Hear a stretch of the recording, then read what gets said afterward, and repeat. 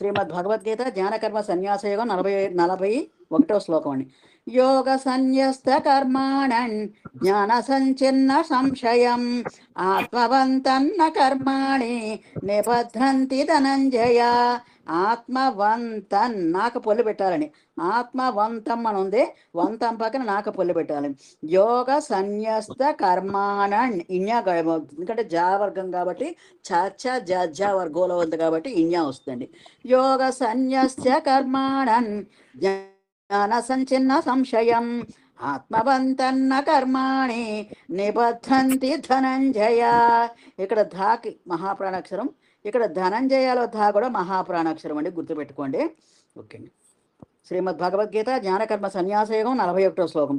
యోగ సన్యస్త కర్మాణన్. శ్రీమద్ భగవద్గీత 4వ అధ్యాయము 41వ శ్లోకం. యోగ సన్యస్త కర్మాణం యోగ సన్యస్త కర్మాణం. అమ్మా నాకు దీర్ఘం లేదు, కర్మాణన్ అంతే. అన్న ఓకే. జ్ఞాన సంచిన్న సంశయం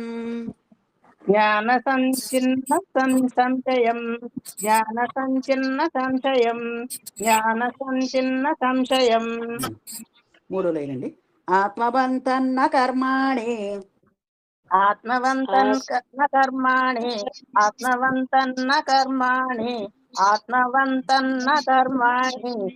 నిబధ్నంతి ధనంజయ.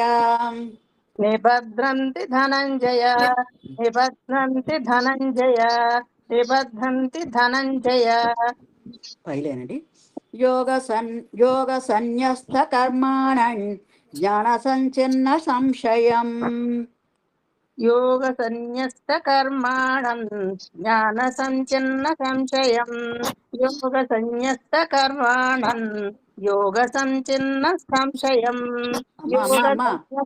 జ్ఞాన సంచిన్న సంశయం, యోగ సన్యస్య కాదు. ఒకసారి మళ్ళీ చెప్పండి. యోగ సన్యస్త కర్మాణం యోగ సంచిన్న సంశయం. అదిగో యోగ సంచిన్న అంటున్నారు, జ్ఞాన సంచిన్న సంశయం. జ్ఞాన సంచిన్న సంశయం. యోగ సన్యస్త కర్మాణం జ్ఞాన సంచిన్న సంశయం. అమ్మ చిన్న చిన్న తప్పుడు కర్మాణాన్ అంటున్నారు, కర్మాణన్ అది హ్రస్వం కదండి, దీర్ఘం కాదు. హ్రస్వం పక్కన వచ్చిన అక్షరం వెంటనే కలపాలి, కొంచెం ఏమాత్రం గ్యాప్ ఇచ్చినా దీర్ఘం అయిపోద్ది, కాబట్టి గుర్తుపెట్టుకోండి. ఆత్మవంతన్న కర్మాణి నిబధ్నంతి ధనంజయం. ఆత్మవంతన్న కర్మాణి నిబధ్నంతి ధనంజయ. ఆత్మవంతన్న కర్మాణి నిబధ్నంతి ధనంజయ. ఆత్మవంతన్న కర్మాణి నిబధ్నంతి ధనంజయ. శ్లోకం మళ్ళీ చెప్తానండి, మొత్తం చెప్తాను. యోగ సన్యస్త కర్మాణన్ జ్ఞాన సంచిన్న సంశయం ఆత్మవంతన్న కర్మాణి నిబధ్నంతి ధనంజయ. యోగ సన్యస్త కర్మాణం జ్ఞాన సంచిన్న సంశయం ఆత్మవంతన్న కర్మాణి నిబధ్నంతి ధనంజయ. యోగ సన్యస్త కర్మాణం జ్ఞాన సంచిన్న సంశయం ఆత్మవంతన్న కర్మాణి నిబధ్నంతి ధనంజయ. యోగ సన్యస్త కర్మాణం జ్ఞాన సంచిన్న సంశయం ఆత్మవంతన్న కర్మాణి నిబధ్నంతి ధనంజయ. ఓకే అమ్మా, థ్యాంక్ యూ అమ్మ. ఈ శ్లోకం అర్థం చెప్పుకుందామండి. అర్థం చెప్పుకున్నాక లాస్ట్లో అప్పుడు మనం రివిజన్కి వెళ్దాం. Okay friends. ధనంజయ, ఓ అర్జున, ధనంజయ అని పేరు ఎందుకు వచ్చిందో తెలుసా? ఈయన రాజసూయాగం చేసినప్పుడట అనేక ధనరాశులు విపరీతంగా తెచ్చాయట, అందుకని ధనంజయ అని పేరు వచ్చినట్టండి. ఓ అర్జున, యోగ సన్యస్త కర్మాణం. యోగ సన్యస్త అంటే సన్యసించడం. ఏమిటి సన్యసించాడు? కర్మలు సన్యసించాడు. ఈ యోగ సన్యస్త కర్మాణం అంటే తను చేసే కర్మలు నిష్కామ పరాశక్తితో కర్మలు చేసాడు. నిష్కామ కర్మయోగంతో కర్మఫలముల్ని త్యజించేవాడు, కర్మఫలముల్ని వదిలేవాడు, కర్మఫలముల్ని సన్యసించేవాడు. కర్మలను నిష్కామ ఫలాసక్తితో ఈ సన్యసించేవాడు, కర్మ ఫలితాన్ని వదిలేవాడు, కర్మలు కాదు సుమా, కర్మ ఫలితాన్ని వదిలేవాడు. జ్ఞాన సంచిన్న సంశయం అంటే జ్ఞానముచే తన సంశయములన్నీ నివర్తించిన వాడు, తన సంశయాలన్నీ నివారణ పొందేయట. కాబట్టి ఆత్మవంతం ఆత్మనిష్ఠుని కర్మాణి కర్మములు నా నిబద్రంతి అతన్ని ఏమీ చెయ్యలేవట, బంధింపలేవట. చూసారండి ఎంత బాగా చెప్తున్నారో.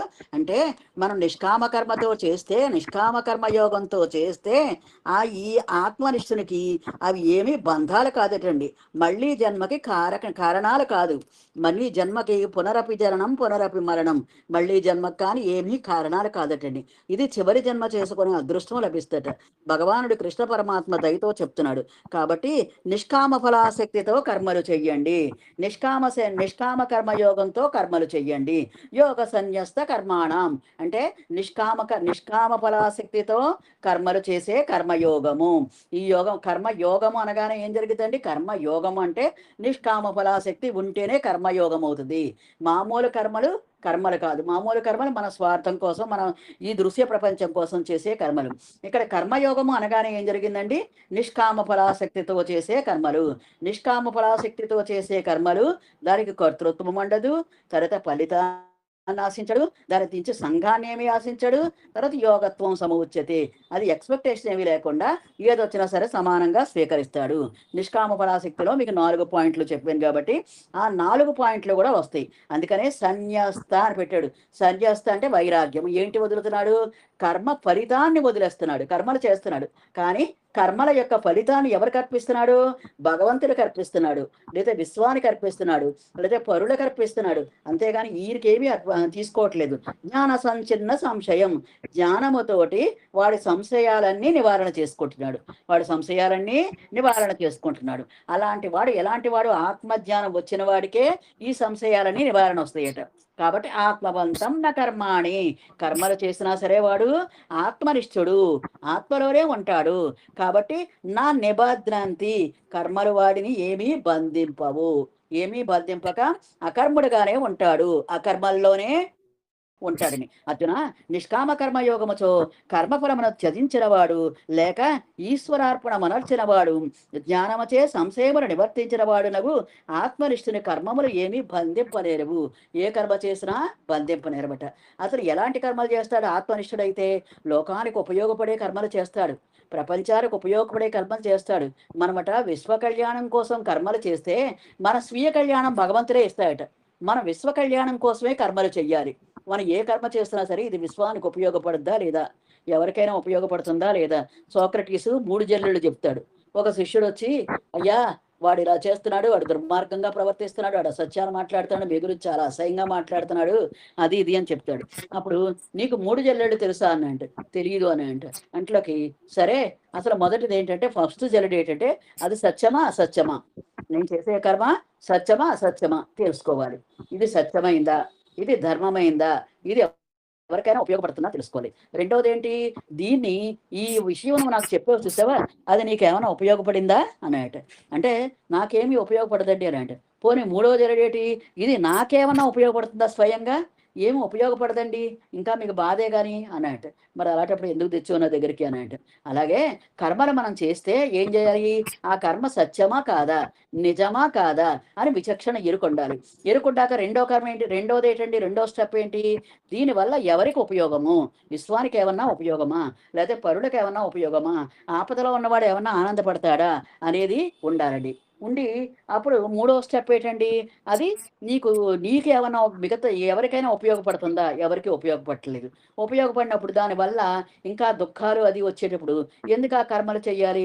నిష్కామ ఫలాసక్తితో కర్మలు చేస్తే, అవి విశ్వ కళ్యాణం కోసం కర్మలు చేస్తే అవి నిన్ను బంధింపలేరవు, నీ ఆత్మని బంధింపలేరవు. అంతేకాకుండా నువ్వు ప్లేట్లో చికెన్లో మటన్లో పెట్టుకుని నాకు శాంతి లేదు, నాకు ఎప్పుడు దుఃఖమే, నాకు ఇదే అంటే నీకు ఎలాగొస్తుంది? నువ్వు ఏం చేస్తున్నావు? నీ కర్మలు ఏం చేస్తున్నావు? దుఃఖపూరితమైన కర్మలు చేస్తున్నావు, ఒకరిని హింసిస్తున్నావు. నీ ప్లేట్లో డెడ్ బాడీస్ ఉన్నాయి, నువ్వు గుర్తుపెట్టుకోవట్లేదు. డెడ్ బాడీయే నువ్వు తింటున్నావు. తింటుంటే నీకు శాంతి ఎలాగొస్తుందండి? వాటి నుంచి శాంతి రాదు నీకు. వాటి నుంచి దుఃఖమే వస్తుంది. అవి ఎంత బాధపడ్డాయో అంతకంటే నువ్వు ఎక్కువ బాధపడతావు. ఆ చనిపోయేటప్పుడు ఎంత బాధను అనిపించాయో బాధనంతా నువ్వు అనుభవిస్తావు. అయితే మేం కాదు కదండి, ఎవడో కోసాడు కదండి అంటే ఆ పాపాన్ని మొత్తం అందరికీ సమానంగా పంచుతాడండి కృష్ణ పరమాత్మ.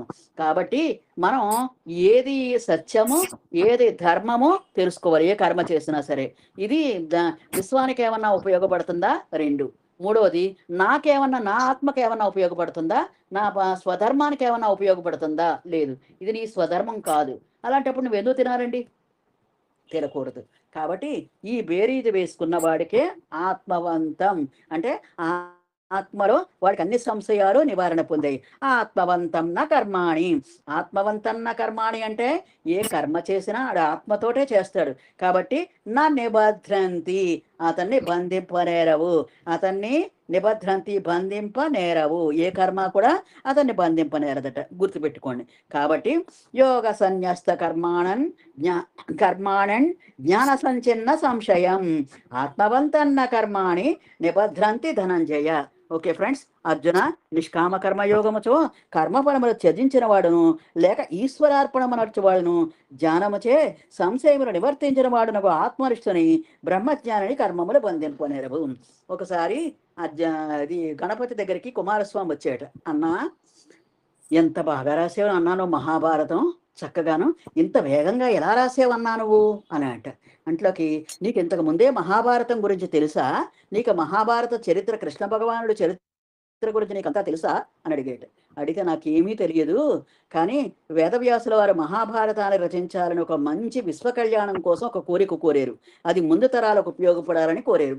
కోరినప్పుడు బ్రహ్మదేవుని గురించి తపస్సు చేస్తే నీవు ధ్యానంలో వచ్చింది శీఘ్రముగా గ్రహించగలిగే శక్తి ఒక గణపతికి తప్పించి ఎవరికి లేదు అని అప్పుడు గణపతిని పిలిచి అడిగితే గణపతిని ఏమన్నాయట, ఒక కోరిక కోరేట వ్యాస భగవానుడు. ఏమని?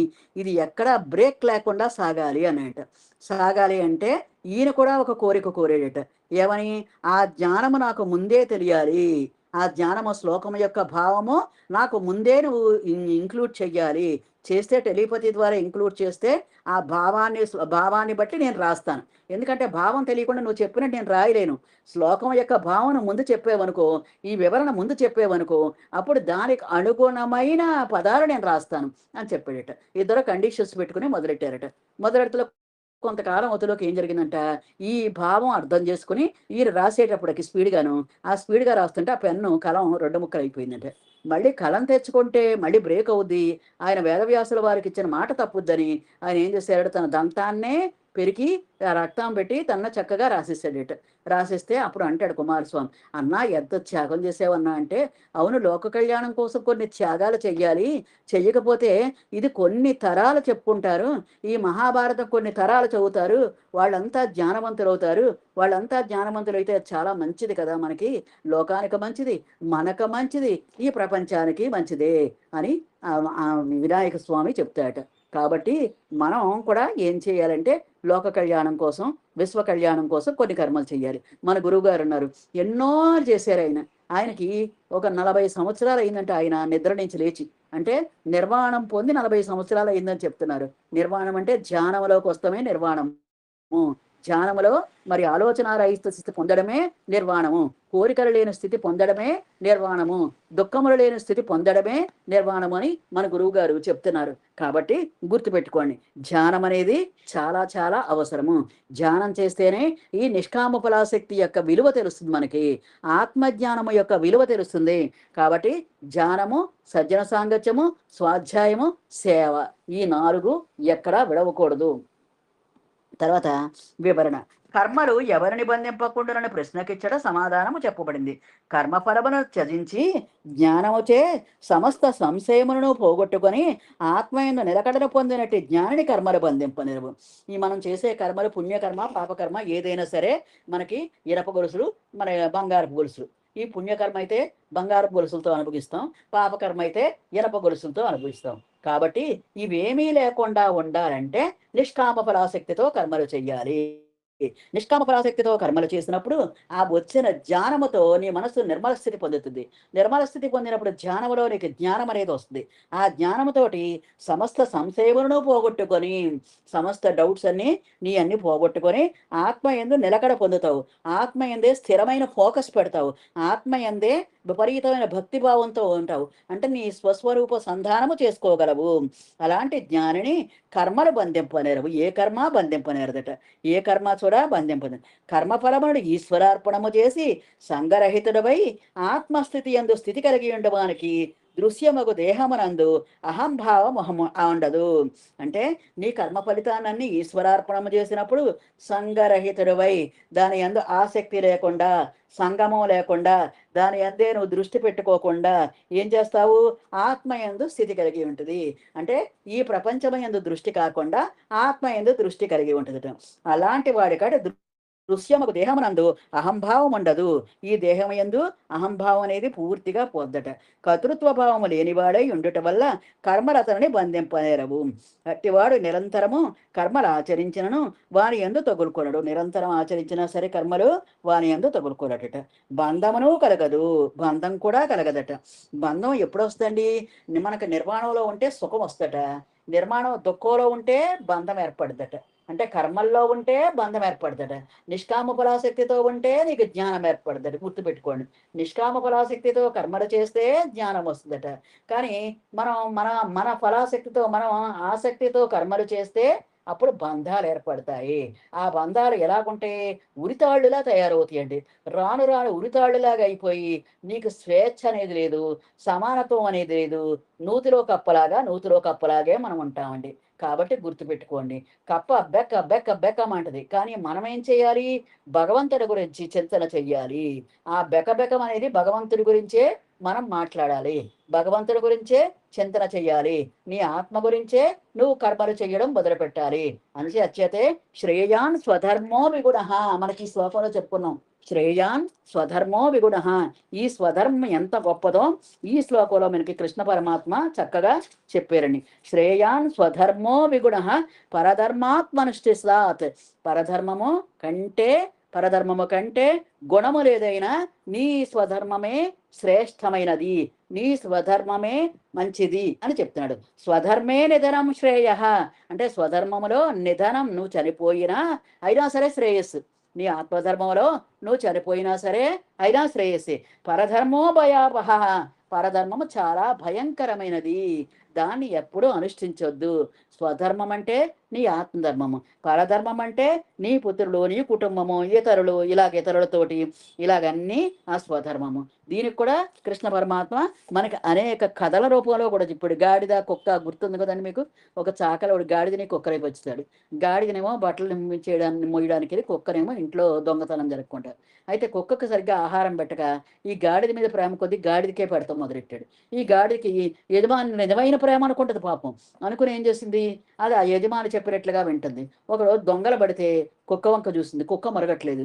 అప్పుడు ఈ గాడిద ఏం చేసింది? ఓండ్ర ఇచ్చింది గట్టిగా.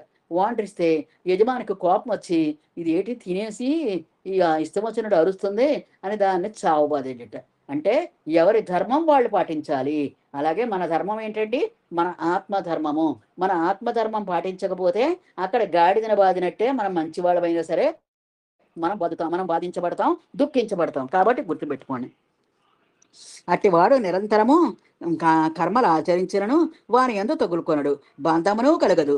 ఎలయనగా బంధమనున్నది కర్మలు చేయుట యందు గాని చేయకుండుట యందు గాని లేదు. పరాభిలాష యందు, కర్తృత్వ బుద్ధి యందు, సంగమనందు మాత్రమే బంధము కలదు. కర్మల్లో బంధమేమీ లేదండి. కర్మలు చేసినంత మాత్రాన మీకు బంధమేమీ ఏర్పడదు. అది నిష్కామ ఫలాసక్తితో చేస్తేనే నీకు బంధం ఏర్పడదు.